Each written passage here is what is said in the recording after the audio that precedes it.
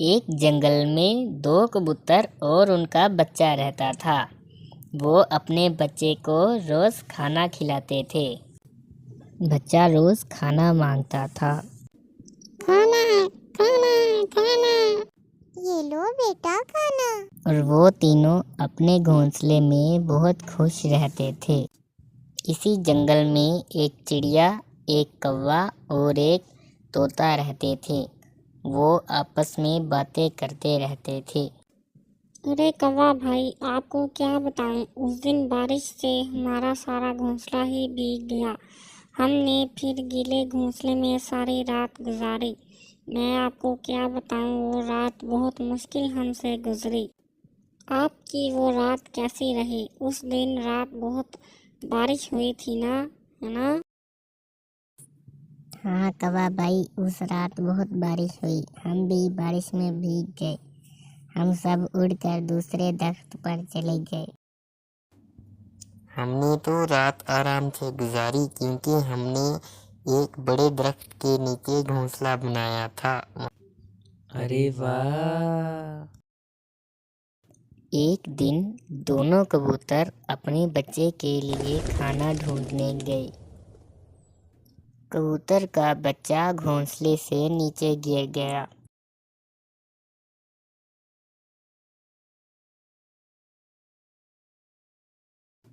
کبوتر کا بچہ ابھی اڑ نہیں سکتا تھا، اس لیے وہ چلتے چلتے جنگل کے دوسری طرف چلا گیا، جہاں چڑیا، طوطا اور کوا بیٹھے ہوئے تھے۔ کبوتر نے آ کر دیکھا کہ ان کا بچہ ادھر نہیں تھا، تو اس نے سارے جنگل میں بتایا کہ ہمارا بچہ کھو گیا ہے۔ جب سب پرندے واپس آئے تو انہوں نے دیکھا کہ ادھر ایک کبوتر کا بچہ گھوم رہا تھا۔ انہوں نے ایک دوسرے سے پوچھا کہ تم میں سے کوئی اس بچے کو جانتا ہے؟ نہیں، مجھے تو نہیں پتا کہ یہ کبوتر کا بچہ کہاں سے آیا ہے، اور نہ مجھے اس کے گھونسلے کا پتہ ہے۔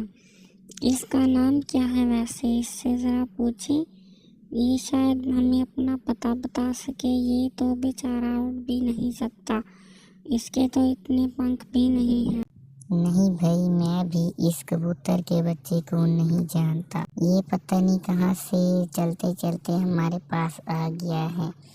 اب ہم اس کو کہاں چھوڑیں، ہمیں اس کے گھر کا بھی نہیں پتا، اور اس کے ماں باپ بھی اسے ڈھونڈتے ہوں گے۔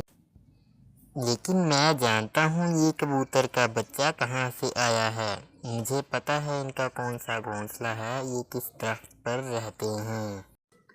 چلو پھر اس بچے کو اس کے گھر چھوڑنے چلیں۔ اب تو ہمیں اس کے گھر کا پتہ چل گیا ہے نا، اب ہم اس کو اس کے گھونسلے میں چھوڑ کر آتے ہیں۔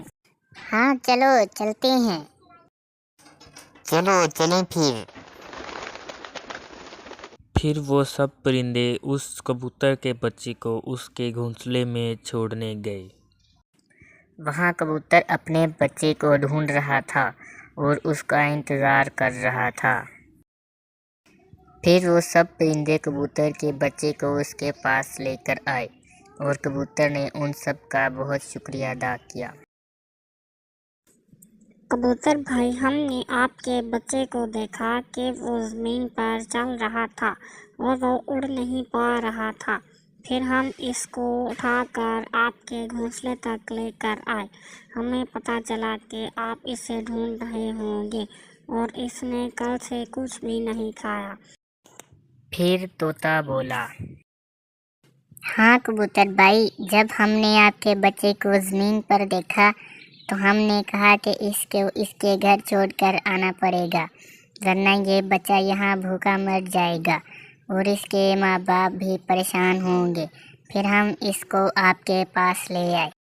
پھر کوا بولا، ہاں کبوتر بھائی، جب آپ کا بچہ زمین پر چل رہا تھا تو پھر وہ اڑ نہیں پا رہا تھا، پھر ہم اس کو آپ کے پاس لے کر آئے۔